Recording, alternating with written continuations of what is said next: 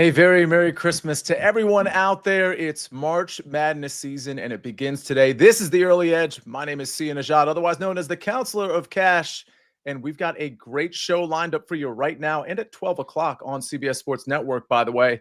Let's take a look to see how we did yesterday. Ladies and gentlemen, this has been a pretty great month. It's another winning recap screen. We've only had one losing recap screen, which is crazy. Over the last, 2.5 weeks at this point? 6-2. SportsLine picks go 3-0. Mikey B goes 2-0. Larry 1 for 2. And Tom Casale loses his, but we know the streak he's been on, so no worries there. So many people in the chat. We got Stephen Cook, Jeremy Rogers, Mr. Big, Mark Buckholtz. John is in the chat. But let's just bring in the stars of the show right here, right now. It really does feel like Christmas to some degree, or whatever holiday you love. It feels like we're at the brink of it right now. This, to me, Larry, is like today and tomorrow, like some of the coolest. Even if you're not betting, it's fun. If you're just doing brackets, whatever it is, this is that moment that everybody is like anticipating, right? This is the best day, and it's so great because it starts so early. I'm just glad the NIT can take a break because I'm 1-3 in the NIT, and I'm ready for some NCAA tournament action. And I think what's very interesting is the most popular upset pick that you will see anywhere across the country. We have a guy here who's going heads up against that. Yeah, I have. Am I the guy, by the way, or is it Mike McClure? Well, am I supposed to give it away? Well, don't give the team away. I just want to know who it's Mikey. It's Mikey. Oh, okay. That's I didn't even see your play. I didn't even. Well, mine. There's a trendy dog out there that I'm fading as well. And if you're a SportsLine member, you already are kind of in line with that. Mike, how are the brackets shaping up? The brackets are shaping up. We've got spilled coffee everywhere. It's a beautiful morning here. I'm back in Kansas. Took Chief out. Thought that everything would be fine. We've got a lot of land here, right? So I'm on a leash. Takes off after a turkey, a wild turkey running across. We got coffee everywhere. It's been a morning. We're filling out brackets. We're fired up. We've got golf going on. We haven't even mentioned that yet. Man, just a beautiful time. PropStarz, Mike McClure clearly channeling buckets with a dog chasing after a wild turkey. PropStarz, how you doing today? Are you excited for March Madness? I know you came with an NBA pick. By the way, credit to you. You've been hot. Good pick yesterday as well. How you doing, buddy? I'm good. Great to see you guys. I'm fired up for March Madness as well. I'll just be spectating, tailing some of you guys. But, yeah, great day as a sports fan. There's also going to be some NBA action as well. So don't forget about the professionals either. Well, I'll tell you what. I know you have something to get to, PropStarz. So we're actually going to lead off with you, and then I know you have to dip out. You've got an NBA prop. We're trying to hit another one. What is it?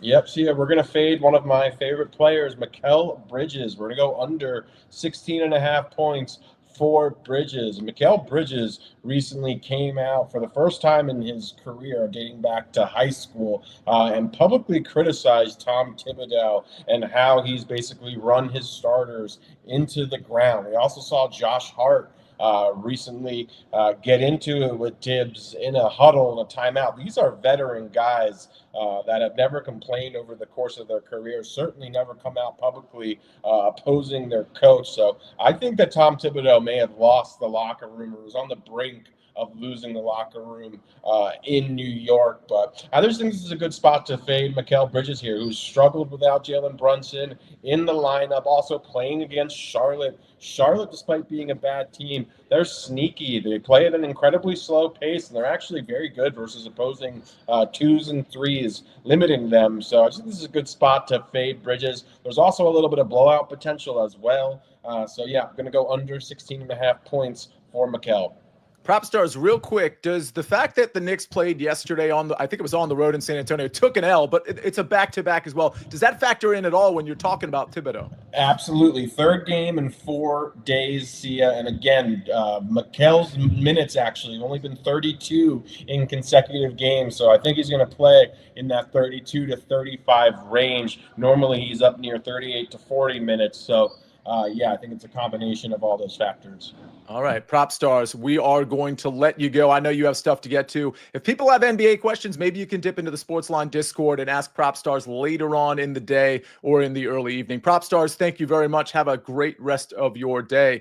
So I'm with you, Larry. I'm with you, Mike, and I'm going to be with you guys at 12 o'clock as well for the CBS Sports Network show, if memory serves. I think Tom Casale is going to join us as well. I bring that up because Rick Funcannon says, let's get Michigan State in the Final Four and cash that plus 550 ticket, Maestro. We are going to discuss some futures on that network show. I just want everybody to know that. We're going to be breaking down the games that are happening today.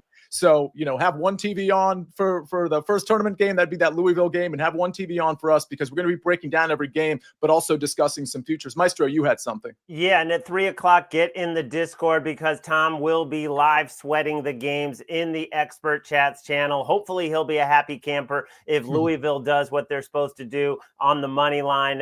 Alex was in there yesterday, had a great expert chat. And it's not just talking games. They talk some lifestyle questions, some slot questions. A lot of different things come up. Tom's run-ins with bookies. So it's always entertaining. Yeah, and that stuff is he mentioned some of that stuff sort of casually on the show too, and it's like this is not pretend, folks. I mean, whatever. I'm not trying to celebrate it one way or the other, but the Tom's a real one for sure. Okay, let's I'll tell you what, that scroll at the bottom is really important. If for some reason some of you haven't joined our free contest, it'll take you literally, 30 seconds to fill out this bracket. It's so easy. Go to cbssports.com/early edge. It's the last call to enter the Early Edge Bracket Challenge. Be sure to submit your bracket to our bracket challenge for a chance to win a 1-year free subscription to Paramount Plus. Plus, the winner will also get the chance to come on to our show and make a pick. That's right, coming on to the Early Edge to make a pick if you win this thing. And you got bragging rights the whole way. Again, go to cbssports.com/early edge to submit your bracket. Well, Mike McClure, round 1 in your bracket, it's likely that you have picked the winner of the Big Ten. Did they win the Big Ten? I think they did, but they're not getting respect, right? The Michigan Wolverines. What's your play today, Mike? Yeah, I like Michigan here, but again, see, it is mostly a price point play for me. I really think that they should be a -162, -163 favorite, and they're not here. At -140, I will pay to find out on this spot. When I look at UC San Diego, they have been a phenomenal team this season. Absolutely incredible covering spreads. The problem with that for me is the fact that it is coming at their peak market value, and they're coming with a major step up in class. They didn't play a super difficult schedule. So when you look at some of their metrics, they're going to rate very well in a few areas. One of the areas that I think that they're going to get beat in is Michigan should win the rebounding battle. I don't think we see second chance points from UC San Diego. I think that we get enough of that. So the one concern, and a lot of people that like the other side, they're going to look at how UCSD was able to turn teams over, and they'll look at Michigan's turnover rate. The thing that I would caution with there is, again, the strength of the schedule and the equality of the opponent. The one area that I think will come into play here is I think UC San Diego will not be able to play that style of defense without picking up fouls. That is the problem for me. They're going to put Michigan in free throw shooting situations. They're a good free throw shooting team. Again, this is not a situation where it's, if you were talking preseason, this would be a -500 money line. It's nowhere close to that now. I'm not saying that those teams are that far apart, but again, I thought this number should be up over 60% and really should be -160, -162 range. So give me Michigan here on the money line. Yeah, I'll tell you what, the pick I'm about to give out, which I know SportsLine members already have seen, kind of factors in what you're saying, Mike. And I know matchups are matchups, but in terms of strength of conference versus strength of conference, and some of these teams having just a different level of competition that they've gone up against. Maestro, did you have something to add as well? Yeah, just that San Diego is starting nobody taller than 6'8". Michigan's got 2 7-footers. We'll see if Michigan, can avoid a slew of turnovers. I think if they can do that, Mikey will be fine. My San Diego comes in 15-game win streak. Everybody and their brother, sharps and public alike, are on the Tritons today. Yeah. Danny Brasco, he's a sharp, but he says UCSD is too trendy for him. He's tailing M squared. That's always a good move, Danny Brasco. Mike McClure, go ahead. Yeah, I see seeing Michigan in the first half, -1.5 questions. Personally, if you're wanting to bet on Michigan in this spot, I would rather have 40 minutes than 20. I would just rather have as long as possible to ultimately let the talent win out if I were you. So it wouldn't shock me if they, win first half and somehow blow the lead. But For me, I want as much time as possible on the clock when you're talking about a size and talent discrepancy. Yeah, good question, Kirk Schroyer. Richard Pierre, thank you for saying the following. Let's smash the like button, 3 exclamation points. This is a tremendous show today and every day, we hope. But Richard Pierre, thank you so much. Let's hit the like button for sure. All right, let's talk about BetMGM. So this is a pretty cool promotion that I think you're kind of running out of time for, and you're going to want to get in on it. BetMGM will be giving out, wait for it, $250,000 in bonus bets for each round of March matchups. You can make predictions on game outcomes and over-unders. You'll earn points based on a scoring system, and you could win a share of $250,000 in bonus bets based on your points earned. Just make sure to enter the March matchups $250,000 pick'em free-to-play game on BetMGM. BetMGM also has a no-sweat parlay.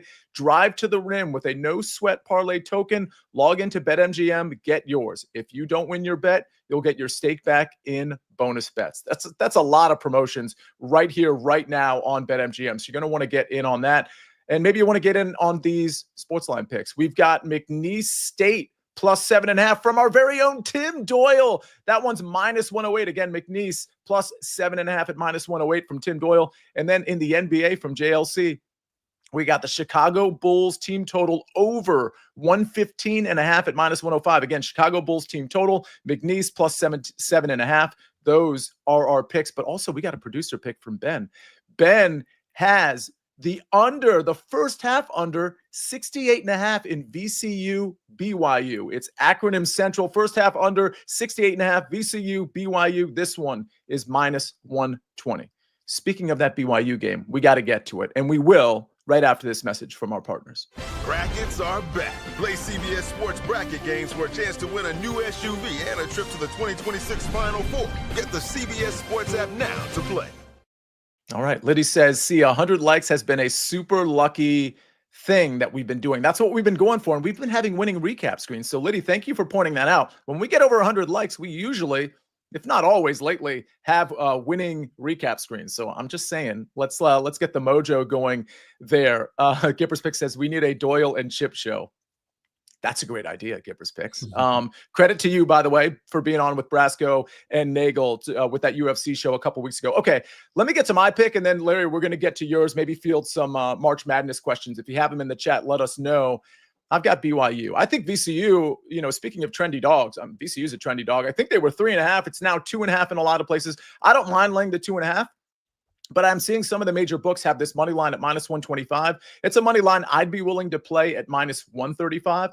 And here's the thing. I don't make a lot of college basketball bets. One of them was one of the few that I've made, and I've been hitting, but I haven't made that many. It was on BYU way back when Kansas was like basically at the bottom.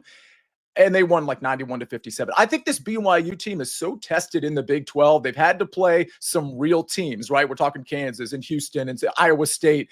And then you got VCU, who's just so trendy right now, but barely skating past. Great team, great record, very balanced on both sides, offense and defense.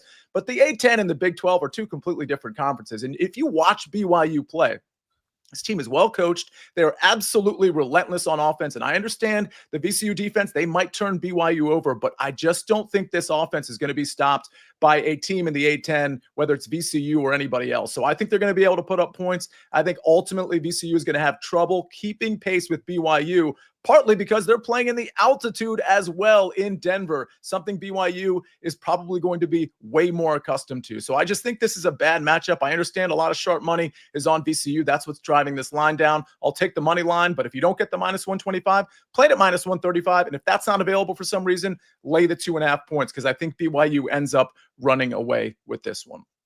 Okay, so we go from a favorite to a dog. Larry Hartstein on the network show last week, we talked about the Drake. You're sticking with him. Yeah, taking the 6.5 against my hometown, Missouri Tigers, the team I grew up rooting for, and I love the turnaround this season. And Mark Mitchell is good to go. No restrictions on him. So the Tigers do look like they're at full strength, but this is just a bad matchup for them because we know Drake is going to slow them down. Missouri has been very suspect defensively down the stretch, giving up 91 points in 5 of their last 7 games, 91 or more, and all 5 of those were losses. And Drake is so good at drawing fouls that I think that's going to be a problem for the Missouri defense. They're so patient. They work the shot clock more than anyone. I love what their coach said. He said it takes us that long to find a good shot. But this is a brilliant coach. And Bennett Sturtz, I know everyone's talking about him as a scorer, but watch the way he finds his shooters. He's got a couple of guys that shoot in the high 30s and one guy that shoots 41% from beyond the arc. So I think Drake can get the good shots. I think Missouri is not going to enjoy playing such a slow pace, and I think this is going to be a tight one throughout. All right. I don't want to miss this comment. David Talk, you might have been in the SportsLine Discord yesterday because somebody asked me this question. Connors over Thigala you have to go to 3-ball matchups here as opposed to 3 balls. But it's minus 155. I do think Connors is going to beat Thigala. Minus 155 is a very hefty price, but I don't hate it as the conditions get pretty windy later on this afternoon. We do have a question from Freddie Camacho. And it's Illinois or Xavier. I want to ask you both this question. Obviously, Xavier comes back against Texas. Now they play Illinois. Illinois very up and down. This line is Xavier plus 3.5. And spoiler alert, I think Tom Casale has already put this bet into SportsLine, taking the points, taking Xavier plus 3.5. Mike, do you have any reaction to this line? I think it's maybe a point shorter than you anticipated. Does that mean it's a stay away for you? Yeah, I think we talked about it the other day with Tom on the show. We thought it would open 4.5 and not last, and should be at most 1 full possession, which would be 3. And that's exactly what happened. It opened 4.5. It went to 3.5 very quickly. Okay. I think that it's probably like I made the number 2.5 between these two teams. I think it's probably going to close right at 3. If you like Xavier, the last point that I would be willing to buy in would be 3.5 with that hook over a full possession. Mm-hmm. So I think it's only moving one way though. It's going to be that's impressive, Larry. I want to get your reaction, but you specifically said it would open at 4.5. I didn't realize that's where it opened, and you said it would get back down to 3.5, and that's literally exactly what happened. That's pretty impressive, Larry. Any reaction to this Xavier Texas game? Well, I'll always defer to Tom if he has a strong opinion. I'm definitely not going to get in the way of that. But Xavier, very tough-minded, mentally. They were down in that game, even when they made a run and then Texas pushed it back to 10, didn't phase them at all, and they executed beautifully down the stretch. You could say that was Texas and Rodney Terry and the freshman trying to do too much down the stretch. He really hurt them with some bad decisions. But, yeah, I would lean Xavier as well. Okay, I'm looking for other picks. We got Danny Brasco here. He says, I like the plus 6.5, but the MVC in round 1 worries me. Since 2019, they are 3-17 straight up in the first round. Who's MVC again? I'm sorry. Missouri Valley. Oh, I'm sorry. Okay. Danny, very, very professional with the conference acronym. All right, Maryland team total over 80.5. Let's maybe cover 1 or 2 more questions. Mike McClure, any thoughts there? Maryland team total over 80.5. Yes, I like it. It depends on when you were able to get the spread. I think you probably missed the best number on the spread, so that is definitely where I would default. I've got Maryland, I believe, up around 84, which is a pretty big edge there. Look, it's a matchup where they want to play fast. Both of those teams want to get out and run. Maryland is going to invite that because they still have the better athlete on the floor. The knock on Maryland generally in them making a deep run is they're just not incredibly deep. They're very thin quality rotation, but I like them to score quite a bit here. Larry, let me ask you this. Jeremy Rogers says High Point is his dog of the day. And I'm seeing plus 7.5. I think that's where it is at most places, maybe plus 8. I know High Point is kind of a popular or kind of under the radar. I wouldn't say trendy, but kind of a popular team to talk about. They're a pretty solid team. They're playing Purdue. Any thoughts, Larry, on that one? I got to admit, I don't know much about High Point, but the spread being so low does jump out at me. There's, Purdue's got 3 legit outstanding scores, one of the most efficient offenses in the entire nation. I think they're number 8, the best offense in the Big Ten. To me, the spread, at first glance, looks a little light, but again, I don't know much about High Point. Mike, any thoughts on this Purdue High Point game? Yep, added in the chat there. I think ultimately Purdue by double digits.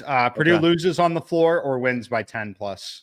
It's just completely flat spot for Purdue there. But if they win the game, I think they pull away, win by 10. So I really think that there's a large gap in talent here still. Okay. I think that'll do it. We'll get to the recap screen. I do want to remind everybody we'll be on CBS Sports Network at 12 o'clock with these two, plus Tom Casale taking you through the balance of round one. But for now, here are our picks. BYU money line, that's for me, minus 125. I think this one goes off around 4 o'clock. PropStarz was in here earlier if you missed him. McClure Bridges under 16.5 points at minus 105. And we've got the Drake plus 6.5 from Larry Hartstein at minus 106. And Mike McClure with Michigan money line minus 140. We got some sports line picks and a producer pick. McNeese plus 7.5. That's from our very own Tim Doyle. And then JLC going to the NBA Chicago Bulls team total over 115.5 at minus 105. And then Ben, he's weighing in here. VCU BYU first half under 68.5 minus 120. Hopefully at halftime, BYU has secured a lead that they will not relent on. I'm looking at the chat. Are there any other questions? Or okay, looks like we're good to go. Big Cheesy said it all. He said, good luck today, fam. Danny Brasco says, tailing BYU and Michigan. Let's go, fellas. Absolutely love to see it. Larry, thank you. Mike, thank you. Ben, thank you. On behalf of all of us on the Early Edge, we'll see you tomorrow, of course. We'll see you maybe on CBS Sports Network at 12. Don't forget, if you haven't already signed up for that Early Edge bracket, it's free. There's no reason not to get into it. It's on the scroll right there, cbssports.com/early edge. The URL could not be easier. Again, cbssports.com/early edge. We'll get you there. You can fill out your picks. You'll be done in about 2 to 3 minutes.